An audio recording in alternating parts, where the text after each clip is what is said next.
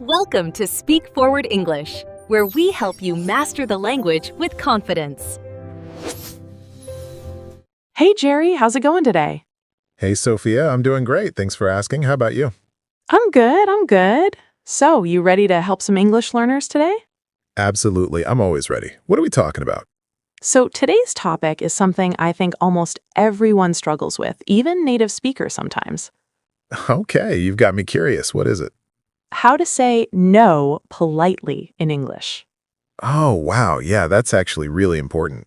Right? Because saying no is awkward in any language, but in English, especially American English, there's like this whole art to it. There really is. And you know what? I think a lot of English learners feel stuck because they don't want to be rude, but they also don't want to say yes to everything. Exactly. So they end up saying yes when they really mean no, and then they're stressed out. Been there, done that. Even as a native speaker, I've said yes to things I definitely should have said no to. Same here. So, okay, let's start with the basics. What's the biggest mistake you think people make when trying to say no? I'd say just saying no by itself, like just a flat no with nothing else. Yes, that's exactly it. In American culture, a simple no can sound really harsh, right? Super harsh. It's not necessarily wrong, but it comes across as kind of cold or unfriendly. Right. So the key is to soften it, and there are so many ways to do that. Okay, so let's give people some real practical phrases they can use. What's the first one? All right, one of my favorites is I'd love to, but I can't. It's simple, it's polite, and it shows you care. That's a good one. Can you give us an example, like a real situation? Sure. So imagine your coworker asks you, "Hey, can you cover my shift this Saturday?" Okay, and you can't do it because you already have plans. Exactly. So instead of just saying no, you say, "I'd love to help, but I can't this Saturday. I already have plans." Perfect. And notice how you added that extra bit at the end? I already have plans. That's the reason. Right. Giving a reason, even a simple one, makes it sound more polite and less like you just don't want to help. Exactly. Now, here's a question for you listening at home. Have you ever had trouble saying no to someone? Maybe think about that for a second. Yeah, and if you have, don't worry. You're definitely not alone. This is something everyone deals with. So, Sophia, what's another phrase people can use? Okay, another really useful one is I wish I could, but. Oh, I like that one because I wish I could sounds really genuine, you know? It does. It shows that you actually feel bad about saying no, which makes the other person feel less rejected. Right. So let's do a quick role play. I'll ask you something and you use that phrase. Okay, go ahead. Hey, we're having a potluck dinner on Friday night. Can you bring something? I wish I could, but I'm completely swamped with work this week. Maybe next time? Perfect. And did you hear what she did there? She added maybe next time at the end. Yeah, that's important because it keeps the door open. It shows you're not rejecting the person, just that specific request. Exactly. It's all about maintaining the relationship while still setting boundaries. Right. Okay, so we've covered I'd love to, but, and I wish I could, but. What about when someone invites you to something and you need to decline? Oh, good one. So for invitations, I like using thanks for thinking of me, but, Ooh, yes, that's such a nice way to start. right? Because you're acknowledging that they included you, which makes them feel good even though you're saying no. Let's try another role play. You invite me to something. All right. Hey, Sophia, a bunch of us are going to see a movie on Sunday afternoon. Want to come? Thanks so much for thinking of me, but I actually have family coming over on Sunday. Have fun, though. Nice. And again, she gave a reason and ended on a positive note. Yeah, have fun or enjoy yourself is a great way to wrap it up. Definitely. Now, let me ask you something. What do you do when someone keeps pushing after you've already said no? Oh man, that's the worst, isn't it? It really is. Like you've been polite, you've said no nicely, but they're still trying to convince you. Right. So in that case, you need to be a little more firm, but still polite. You can repeat yourself and say something like, I really appreciate the offer, but I can't commit to this. I can't commit to this. That's a strong phrase. It's not mean, but it's clear. Exactly. The word commit makes it sound serious, like it's not just a casual decision. Another one I like is, I've already made other commitments. That sounds really professional. Ooh, yeah, that's perfect for work situations especially. Speaking of work, let's talk about saying no to your boss. That's a tough one. Oh boy, yeah, that's probably the scariest situation for most people. Right? Because you don't want to seem lazy or unhelpful, but you also can't say yes to everything. So here's what I recommend. Instead of just saying no, try offering an alternative or asking for help prioritizing. Can you give an example? Sure. So let's say your boss asks you to finish a big report by tomorrow, but you're already working on something else that's due. Okay, so you're already overwhelmed. Right. So instead of saying, no, I can't do that, you say something like, I'm currently working on the Johnson project that's due tomorrow. Would you like me to prioritize the report instead, or should I finish the Johnson project first? Oh, that's smart. You're not saying no, you're asking them to help you decide. Exactly. You're showing that you want to help, but you're also being realistic about your workload. I love that. It's professional, it's respectful, and it puts the decision back on them. Right. And honestly, most good managers will appreciate that you're being upfront about your capacity. Definitely. Okay, here's another tricky situation. What about when someone asks you to borrow money? Ooh, that's a sensitive one. It really is, because money can really affect friendships, you know? For sure. So in this case, you want to be especially careful with your wording. You might say, I wish I could help, but I'm not in a position to lend money right now. Not in a position to. That's a great phrase. It sounds more professional than just I don't want to. Exactly. And it's vague enough that you don't have to explain your whole financial situation.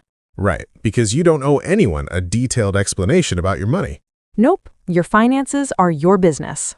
Now, if you're watching this and finding these phrases helpful, do us a favor and hit that subscribe button. We post conversations like this every day to help you practice your English listening skills. Yeah, and turn on notifications too so you don't miss any new videos. All right, so let's talk about another situation. What about when someone asks you to do something you just don't want to do? Like, there's no real reason except you just don't feel like it. That's when it gets tricky, because you feel like you need a good excuse. Right, but here's the thing. You don't always need a detailed excuse. Exactly. Sometimes you can just say, that doesn't really work for me right now. Oh, I like that. It's vague, but still polite. Yeah, that doesn't work for me is super useful. You're not lying, you're not making up elaborate excuses, you're just saying it's not a good fit. And honestly, most people will respect that and not push for more details. Right. If they do push, you can just repeat it or say, I'm trying to keep my schedule clear this month, or something like that. Good point. Let's try it. Ask me to do something I don't want to do. Okay, hey, I'm organizing a neighborhood cleanup on Saturday morning at 7 a.m. Can you help? 7 a.m. on the Saturday. That doesn't really work for me, but good luck with it. See, that was perfect. You were polite, you didn't make up some complicated excuse, and you wished me well. Exactly. And I didn't feel guilty about it either. Right, and that's important. You shouldn't feel guilty for having boundaries. Absolutely. Setting boundaries is healthy, and saying no is a way of respecting your own time and energy. 100%. Okay, so let's talk about tone for a second, because that matters just as much as the words you use. Oh, huge factor. You can say the politest words in the world, but if your tone is wrong, it'll sound rude. Right. So when you're saying no, you want to sound warm and friendly, not annoyed or defensive. And a smile helps too. Even if you're talking on the phone, people can hear a smile in your voice. They really can. It's weird, but true. Your voice sounds different when you're smiling. So, quick tip for everyone listening. When you're practicing these phrases, try saying them with a smile on your face. It'll sound more natural and friendly. Great tip. Okay, what about when you need to say no to something repeatedly, like the same person keeps asking you the same thing? Ugh, that's frustrating. Like when a salesperson won't take no for an answer. Exactly. Or when a friend keeps trying to set you up on dates when you've told them you're not interested. Right. So in that case, you need to be more direct. You can say, I appreciate your persistence, but my answer is still no. My answer is still no. That's clear and firm. It is. And you can add, please stop asking me about this. Yeah, sometimes you just have to be that direct. Being too polite all the time can actually backfire because people might think you're still considering it. Exactly. There's a difference between being polite and being a pushover. Right. Politeness doesn't mean you can't be firm. Well said. Okay, let's talk about some cultural differences real quick, because I think this is important. Oh, yes, this is super important for English learners especially. So, in American culture, we tend to be pretty direct compared to some other cultures, but we also soften that directness with polite language. Right. Like, we'll say no, but we'll wrap it in nice words and give reasons. Exactly. Whereas in some cultures, people might be more indirect and hinted no without actually saying it. Yeah, and in American English, that can cause confusion because Americans might not pick up on those hints. So, if you're learning English and you're from a culture that's more indirect, you might need to be a little more direct than you're used to. But not too direct, that's the balance. Right, it's this weird middle ground. Not too indirect, not too blunt, just right. It's like Goldilocks and the Three Dares. Exactly, the Goldilocks zone of politeness.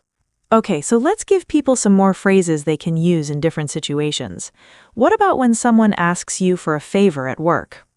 All right, so at work, you want to sound professional. You might say, I'm at capacity right now, but let me check back with you next week. I'm at capacity. That's such a professional way to say you're too busy. It is. And notice how I said, let me check back with you next week. That shows you're willing to help, just not right now. Right, you're not shutting the door completely. What about when a family member asks you to host Thanksgiving dinner? Oh, that's a big one. Hosting holidays is a lot of work. It really is. So you might say, I'd love to, but we're not set up to host this year. How about we do a potluck at Mom's place? Perfect. You're offering an alternative solution, which is really helpful. Yeah, instead of just saying no, you're trying to solve the problem in a different way. That's a great strategy. Offer an alternative whenever you can. Exactly. It shows you care about the person and the situation, even though you can't do exactly what they asked. Okay, here's a question for people listening. When was the last time someone asked you for something and you said yes, even though you wanted to say no? Yeah, think about that, and think about how that made you feel afterward. Probably not great, right? Maybe stressed or resentful. Exactly, and that's why learning to say no politely is so important. It's not just about language skills, it's about taking care of yourself. Absolutely. Saying no is a form of self-care. I love that. Saying no is self-care. That should be a t-shirt. It really should.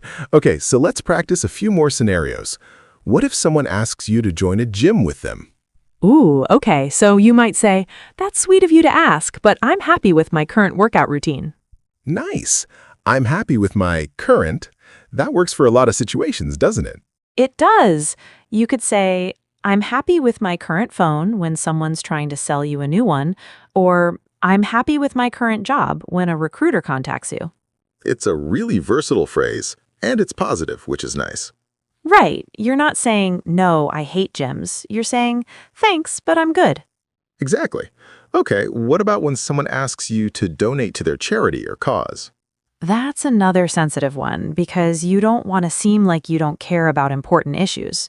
Right. So you might say, I appreciate what you're doing, but I've already committed my charitable giving for this year. That's perfect. You're acknowledging their cause without committing to anything. And again, you're giving a reason that sounds legitimate and final. Yeah, I've already committed makes it sound like you've made careful decisions about your money, which you probably have. Exactly. All right, let's do one more work scenario. What if your coworker wants you to go out for drinks after work, but you're tired and just want to go home? Okay, so you'd say, thanks for the invite, but I'm beat today. Maybe next time, though. I'm beat. That's good casual American English. It means you're really tired. Right, and maybe next time keeps the friendship going. You're not rejecting them as a person, just that one invitation. Exactly. And that's something I want to emphasize. When you say no to a request, you're not rejecting the person. That's so important. You can say no and still be a good friend, employee, family member, whatever. Right. Healthy relationships require boundaries, and boundaries require the ability to say no sometimes. Absolutely. Okay, so let's recap some of our favorite phrases. We've got, I'd love to, but I can't. I wish I could, but Thanks for thinking of me, but that doesn't work for me right now. I'm at capacity right now. I've already made other commitments. And remember, always try to give a brief reason and end on a positive note when possible. Right. Say something like, good luck, or have fun, or maybe next time. Exactly. Those little additions make such a big difference in how your no is received. They really do. Okay, so before we wrap up, let's talk about body language quickly. Oh, yes, because this matters a lot in face-to-face conversations. Right. So when you're saying no to someone in person, maintain eye contact and have an open posture. Yeah, don't cross your arms or look away because that can seem defensive or like you're hiding something. Exactly. You want to appear confident and kind at the same time. Right, and like we said earlier, smile if it's appropriate for the situation. Yeah, not like a huge grin if someone's asking you to help them move, but a gentle, friendly expression. Right, you don't want to seem too happy about saying no. No, that would be weird. No, I can't help you move, and I'm thrilled about it. Yeah, don't do that. Okay, so I think we've covered a lot of ground here. We really have. We've talked about phrases, reasons, tone, body language, cultural differences. And remember, if you're finding these conversations helpful for your English learning, make sure you're subscribed to this channel. We do this every day. Yeah, daily English conversation practice that you can listen to while you're commuting, exercising, cooking, whatever. Exactly, and the more you listen, the more natural these phrases will become for you. Absolutely. Language learning is all about repetition and exposure. So true. All right, any final thoughts on saying no politely? Yeah, I'd say the most important thing is to practice. It's going to feel awkward at first, especially if you're not used to setting boundaries. Right, but the more you do it, the easier it gets. Exactly. Start small. Say no to little things and work your way up to bigger things. That's great advice. And remember, you have the right to say no. You don't need to justify everything to everyone. Yes, your time, your energy, your resources, they're yours to manage. Beautifully said. All right, I think that's a good place to stop for today. I agree. Thanks for the great conversation as always.